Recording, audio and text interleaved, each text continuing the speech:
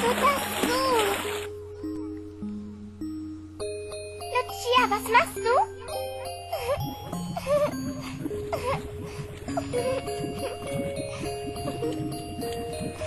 Das macht super Spaß. Sei still.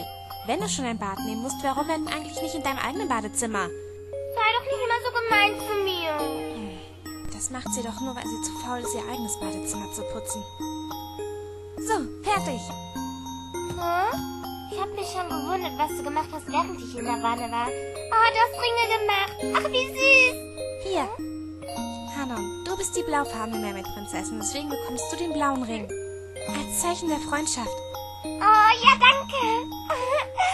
Ich bin die pinkfarbene Mermaid-Prinzessin, deswegen bekomme ich pink.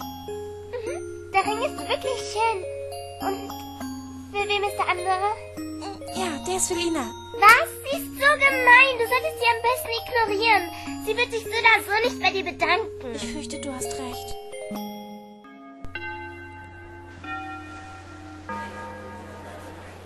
Vielleicht wird sie sich doch darüber freuen. Nun gib es ihr einfach schnell, okay? Okay. Sie ist nicht da. Wo ist sie denn nur?